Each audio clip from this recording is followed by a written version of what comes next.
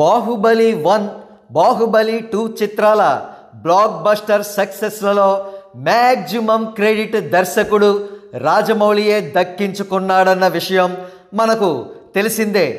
On the contrary rebel star ప్రభాస్కు అంతగా పేరు రాలేదు. అందుకే ప్రభాస్ను ఆనాటి నుండి లాటరీ స్టార్ అని విమర్శకులు అంటూ ఉంటారు.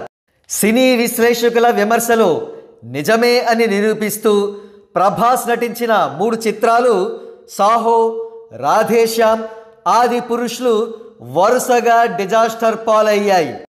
In a complete contrast RRR Rajamouli చిత్రమే అయినప్పటికీ రామ్ చరణే మ్యాక్సిమం క్రెడిట్ దక్కించుకున్నాడు.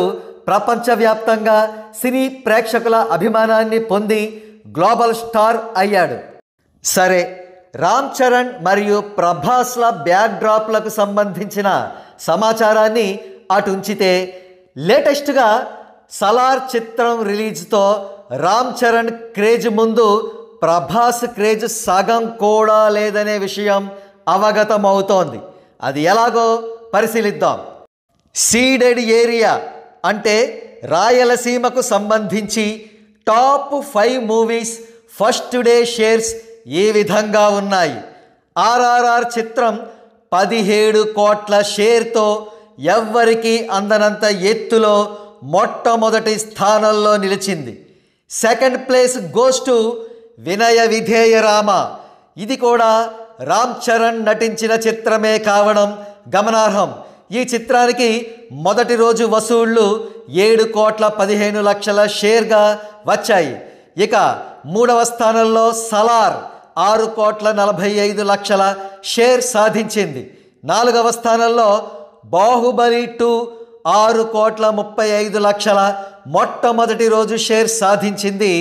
ఇక 5వ స్థానంలో మెగాస్టార్ చిరంజీవి నటించిన సైరా నరసింహారెడ్డి 5 కోట్ల 61 లక్షల షేర్ సాధించింది. ఇప్పుడు ప్రభాస్ క్రేజ్ రామ్ చరణ్ క్రేజ్ కంటే ఏ విధంగా సగం కంటే తక్కువో ఒక విశ్లేషణ చేద్దాం. RRR first day total share 17 కోట్లు కాగా సలార్ కేవలం 6 కోట్ల 45 లక్షల షేర్ మాత్రమే వసూలు చేసింది. అంటే ఆర్ఆర్ఆర్లో సగం షేర్ కూడా వసూలు చేయలేదన్నమాట.